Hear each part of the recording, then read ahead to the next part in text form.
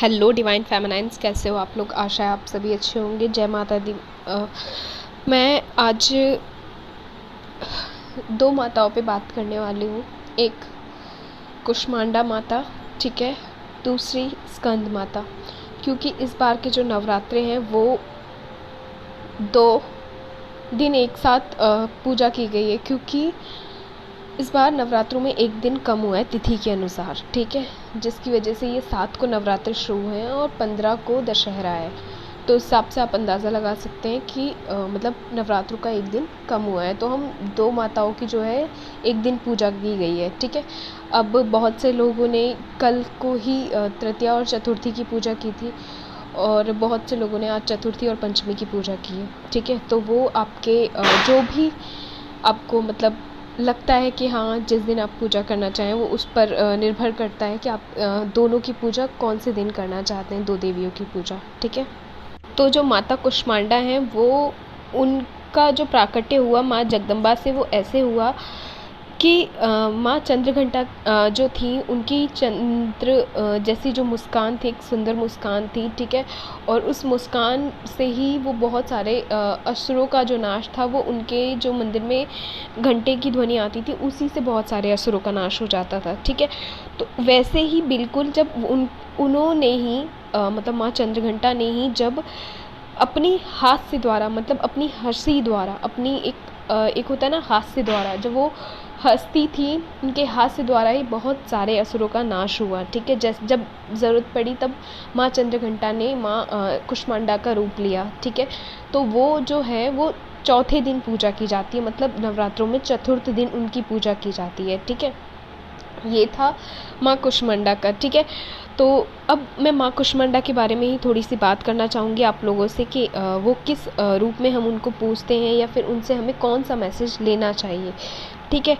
तो जो एक है ना समाने की शक्ति, मतलब एक्सेप्टेंस में आना, पावर टू एक्सेप्ट, हमें मतलब चीज़ों को एक्सेप्ट करना आना चाहिए। लाइक मैं बोलती हूँ कि फ़्लो में रहो, ठीक है, लेट गो करो चीज़ों को। बहुत सारे मैसेजेस मैं इस बार नवरात्रों में दिए हैं, मैंने इसकी प्लेलिस्ट भी स्पेशली बना रखी है। आप लोगों को अगर वो मैसेजेस आपने नहीं सुने तो उनको ज़रूर से सुनिएगा, बहुत स्पेशल मैसेजेस हैं। अगर आपने उन पावर्स पे अपने काम किया तो मोस्टली जो डीएफ्स हैं जिनकी जर्नी में कुछ ना कुछ चीज़ें चलती रहती हैं, ठीक है, लाइक डिले या फिर कुछ भी, तो उन सब पे वो काम कर सकती हैं बहुत अच्छे से और एनर्जी बैलेंस करने में काफ़ी हेल्प मिलेगी, राइट। यहाँ मैं जो बात कर रही हूँ समाने की शक्ति mean acceptance, power to accept. यहाँ मतलब है कि जो माता रानी है वो ये कहती हैं कि अपने भीतर जो भी आपका मतलब आपके आसपास चाहे जो भी घटित हो रहा है, लाइक है ना, उस सब को एक मुस्कान के साथ, एक सुंदर मुस्कान के साथ, एक अच्छे से एक खुशी के साथ एक्सेप्ट करो। लाइक सब चीज़ से, चाहे अगर बुरा हो रहा है तो उसको भी एक्सेप्ट करो, एक अच्छा हो रहा है तो एक्सेप्ट करो उसको, क्योंकि फ़्लो में आना बहुत ज़रूरी है। एक तरीके से ये फ़्लो का मैसेज देता है कि आपको चीज़ों को एक्सेप्ट करोगे ना, जो हो रहा है उसको एक्सेप्ट करो, क्योंकि जो भी होता है निर्धारित होता है, पूर्व निर्धारित होता है और बहुत अच्छे के लिए होता है वो जो भी होता है।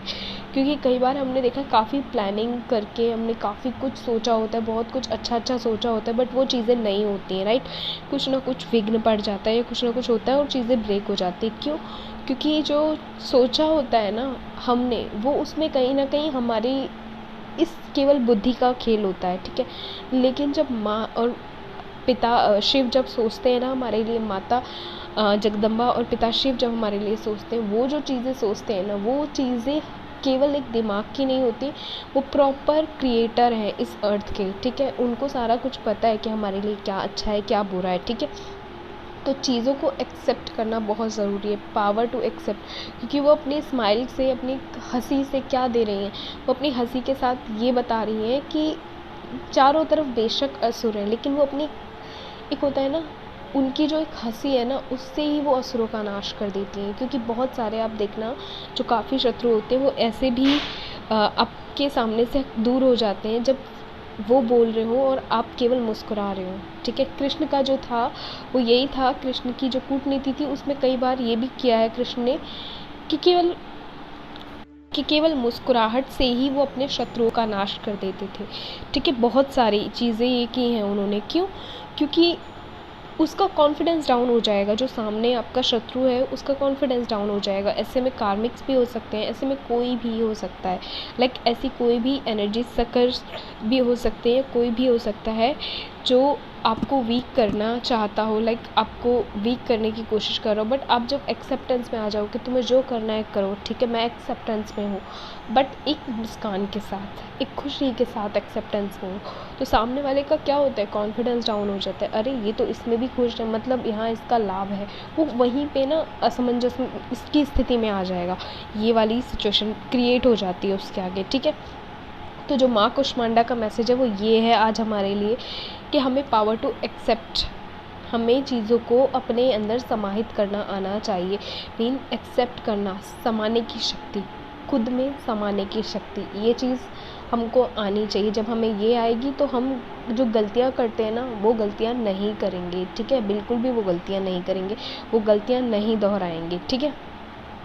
सेम अब जो माँ स्कंद माता है उनके बारे में बताती हूँ। जो स्कंद माता हैं वो क्या करती हैं, वो स्कंद माता जगदम्बा ने स्कंद माता का रूप जब लिया, जब उनको कार्तिकेय, जो शिव और जगदम्बा के पुत्र हैं, कार्तिकेय की रक्षा और उनके पालन हेतु, उनको पालन और सही परवरिश और रक्षा हेतु उन्होंने स्कंद माता का रूप लिया। वो कार्तिकेय को अपने साथ रखती हैं, ठीक है।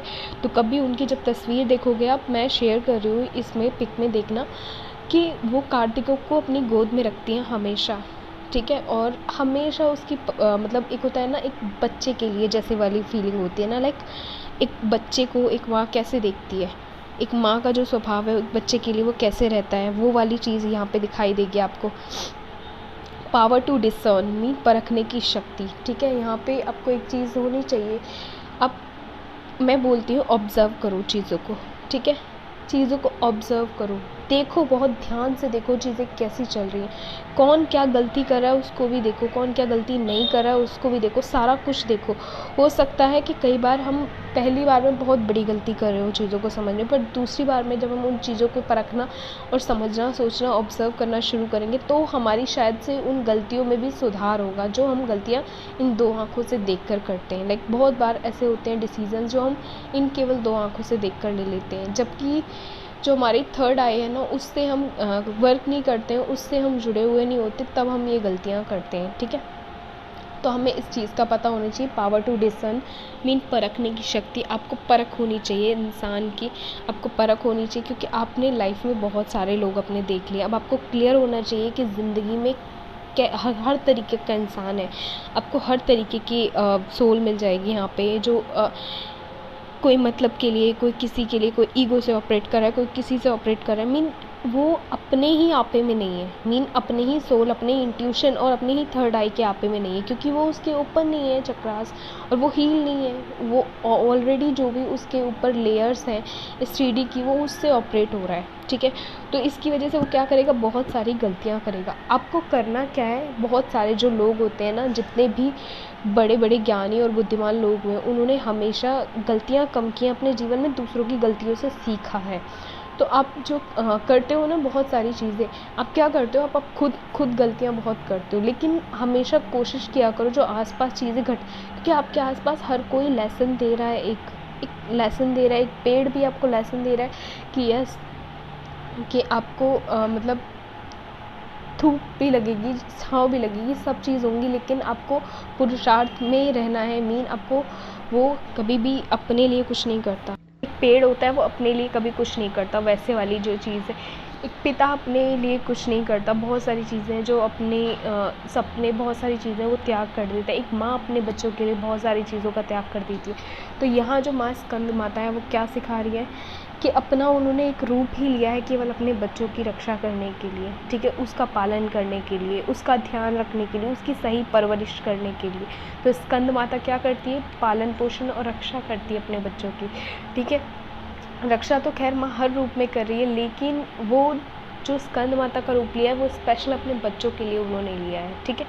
तो यहाँ ये जो रूप है हमें यही मैसेज देता है कि परखो, चीज़ों को परखो, क्योंकि एक जो माँ होती है, एक जो पिता होते हैं, वो अपने बच्चे की परवरिश जैसे जैसे करते हैं ना, उस बच्चे में कुछ ना कुछ गुण अपने माँ बाप के ज़रूर आते हैं, ठीक है, या फिर उसके माँ बाप के कुछ अच्छे कर्म होते हैं उससे आते हैं। तो कहीं ना कहीं यहाँ पे वो सीखता है, बहुत सारी चीज़ें सीखता है, नॉलेज सीखता है, लोगों को जानने की शक्ति सीखता है, विलिंग पावर उसकी अच्छी होती है। तो हम क्यों कहते हैं कि जो ट्विन फ्लेम्स होते हैं उनके बच्चे इम्पैथ्स होते हैं। इम्पैथ्स इसलिए होते हैं क्योंकि अगर वो बैलेंस ट्विन फ्लेम्स है तो रियूनियन ज़रूर हुआ होगा, और रियूनियन ज़रूर हुआ होगा इट्स मीन उनके बच्चों की एनर्जी भी बहुत अच्छी रही होगी, क्योंकि उनके ही जो बच्चे होते हैं वो नेक्स्ट बर्थ में जा कर के ट्विन फ्लेम्स या फिर न्यू ट्विन फ्लेम्स की लाइफ में आते हैं। तो ऐसी सिचुएशन में क्या होता है कि उनको इस बर्थ में इम्पैक्ट्स के रूप में बहुत सारी नॉलेज लेनी होती है अपने पेरेंट्स से।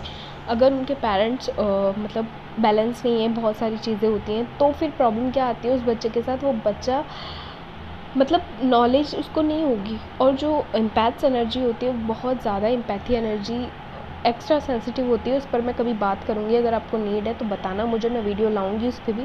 तो वो एक्स्ट्रा सेंसिटिव बच्चे होते हैं, और ऐसे में उन बच्चों के लिए बहुत ज़्यादा केयर, बहुत ज़्यादा प्रोटेक्शन, बहुत सारी चीज़ें सिखाने, समझाने, पढ़ाने की ज़रूरत होती है, जो स्कूल की शिक्षा से बहुत अलग होती है, ठीक है।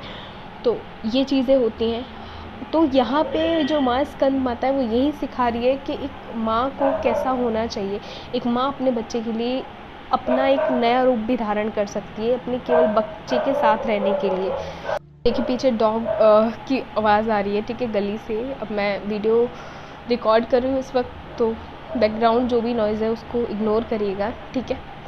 देखिए तो यहाँ पे ये जो मैं चीज़ आपको बता रही हूँ इतना सारा कुछ, तो power to discern mean, power to discern mean परखने की शक्ति आपके अंदर। परख जब होगी जब आपके अंदर नॉलेज होगी, और नॉलेज जब होगी जब आपकी सही परवरिश होगी।